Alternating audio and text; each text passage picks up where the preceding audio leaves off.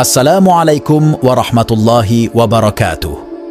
Sahabat Musbhi yang dirahmati Allah, Ilyas, seorang nabi yang disebutkan dalam Al-Quran, jarang dibahas mengenai kisahnya. Menurut riwayat, Nabi Ilyas memiliki postur tubuh 5 kali lebih tinggi dari Nabi Adam alaihissalam, dengan ketinggian mencapai 150 meter. Apakah riwayat ini benar? Sebelum kita terjebak dalam informasi yang kurang tepat, mari kita simak cerita sebenarnya. Kali ini kita akan mengupas kisah Nabi Ilyas dengan lebih mendalam dan akurat agar tidak salah paham. Nabi Ilyas diperkirakan hidup pada tahun 910 hingga 850 sebelum Masehi. Al-Quran hanya sedikit mengisahkan tentang Nabi Ilyas, yaitu di surat Al-An'am dan Asy-Syaffar. Namun, terdapat perbedaan pendapat di kalangan ulama mengenai siapakah sebenarnya Nabi Ilyas ini. Dalam riwayat Ibnu Mas'ud, dikatakan bahwa Nabi Ilyas adalah Nabi Idris. Namun, pendapat para ulama ahli tafsir lain menyatakan bahwa Ilyas bukanlah Idris. Ilyas adalah keturunan dari Nabi Harun bin Imran, yang tak lain adalah kakak kandung Nabi Musa bin Imran. Jika kita melihat di dalam Al-Quran, pada surat Al-An'am ayat 84-85, terdapat 2 kemungkinan dari mana Ilyas berasal. Pertama, dia merupakan keturunan Nuh, dan kedua, Ilyas adalah keturunan dari Ibrahim. Jika melihat dari silsilah Nabi Idris, Idris bukanlah keturunan Nuh atau Ibrahim. Idris hidup dan diutus jauh sebelum kedua nabi tersebut.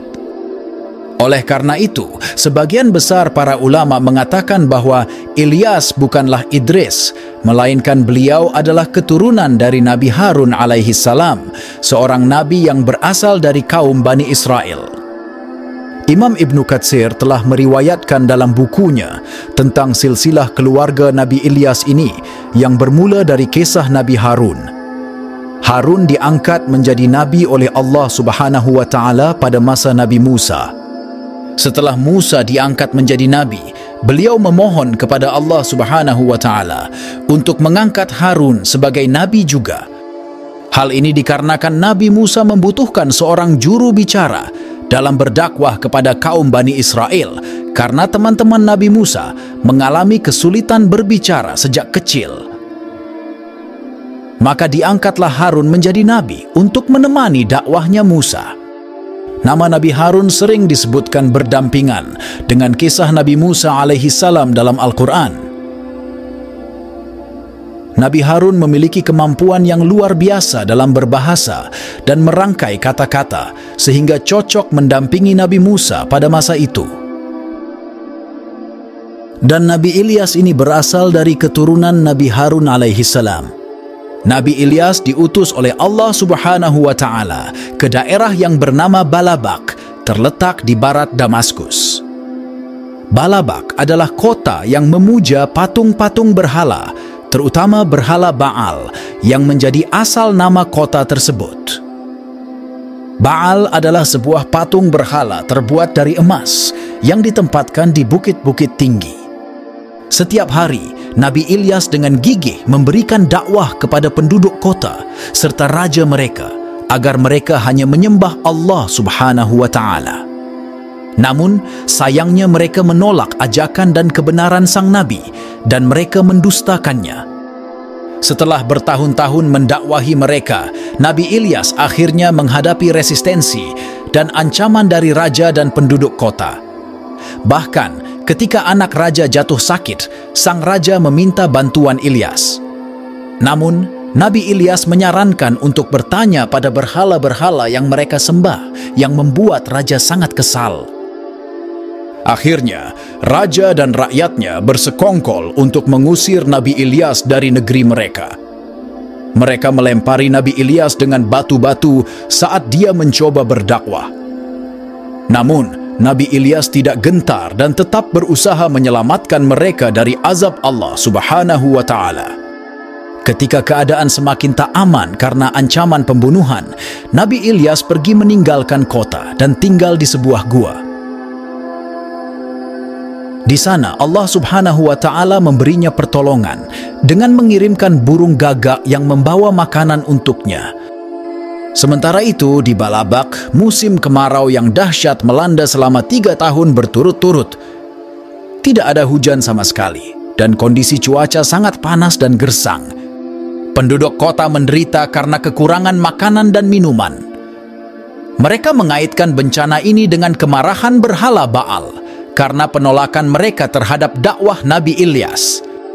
Akhirnya, para penduduk yang tersisa mencari Nabi Ilyas untuk meminta pertolongan. Namun, sang Nabi telah pergi ke tempat aman dan menyembunyikan diri. Seorang wanita tua yang kasihan memberi perlindungan pada Nabi Ilyas ketika dia datang ke rumahnya. Nabi Ilyas menyembuhkan anak wanita itu yang sakit parah melalui doa dan kehendak Allah. Anak wanita itu kemudian diberi nama Ilyasa dan menjadi seorang nabi seperti Nabi Ilyas. Bersama-sama, Nabi Ilyas dan Ilyasa kembali ke Balabak untuk melanjutkan dakwah kepada penduduknya.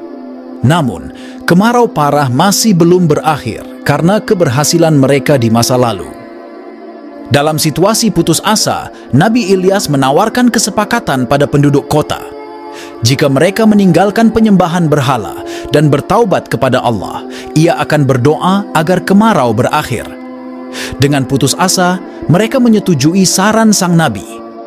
Akhirnya, berhala-berhala itu dihancurkan dan penduduk kota bertaubat kepada Allah.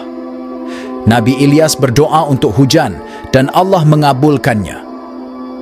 Hujan yang deras mengakhiri musibah kemarau yang telah menyebabkan penderitaan bagi penduduk kota. Namun sayangnya, setelah keadaan kembali normal, mereka kembali menyembah berhala. Akhirnya, kemarau yang lebih parah lagi datang menimpa mereka. Nabi Ilyas akhirnya meninggalkan kota tersebut dan di kemudian hari, Allah memilihnya untuk diangkat ke langit sebagai malaikat. Terdapat beberapa cerita menarik yang menceritakan pertemuan Nabi Ilyas dengan Nabi Khidir dan Rasulullah Shallallahu Alaihi Wasallam. Namun, perlu diingat bahwa beberapa kisah ini kontroversial dan tak memiliki dasar kuat dalam hadis-hadis syahih. Salah satu kisah yang menarik adalah pertemuan Nabi Ilyas dengan Nabi Khidir di Baitul Maqdis Palestina saat bulan Ramadan. Mereka bahkan menjalankan ibadah haji bersama. Dan setelah minum air Zam-Zam, mereka bisa bertahan tanpa makan selama 1 tahun penuh. Namun, cerita ini dipertanyakan kebenarannya karena tak memiliki dasar kuat dari sisi hadits yang syahih. Mohon diperhatikan, hadis tentang wafatnya Nabi Ilyas dengan naik ke langit dan menjadi malaikat manusia adalah kontroversial dari sudut pandang kisah-kisah Israel. Kita tidak perlu mempercayai atau mendustakan kebenaran hadits ini. Namun, ada kisah lain yang cukup aneh yang disampaikan oleh Imam Al-Baihaqi. Saat Rasulullah dan para sahabatnya sedang melakukan perjalanan, mereka bertemu dengan seorang laki-laki yang tingginya mencapai 300 hasta atau sekitar 150 meter. Orang ini jauh lebih tinggi dari Nabi Adam yang hanya memiliki tinggi sekitar 30 meter. Laki-laki tinggi besar tersebut adalah Nabi Ilyas dan dia menyampaikan salam dari saudaranya, Nabi Khidir. Rasulullah dengan hormat bertemu dengan Nabi Ilyas dan keduanya makan bersama. Menariknya, makanan tiba-tiba turun dari langit saat mereka sedang makan. Namun, ada perdebatan mengenai kebenaran kisah ini.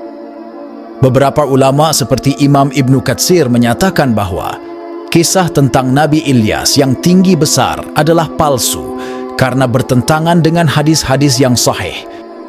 Seorang nabi yang terhormat seharusnya tidak mendatangi Rasulullah, tetapi sebaliknya.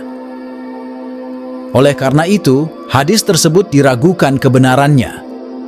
Demikianlah kisah Nabi Ilyas. Semoga cerita ini memberikan inspirasi dan manfaat bagi kita semua. Wallahu a'lam bishawab. Wassalamualaikum warahmatullahi wabarakatuh.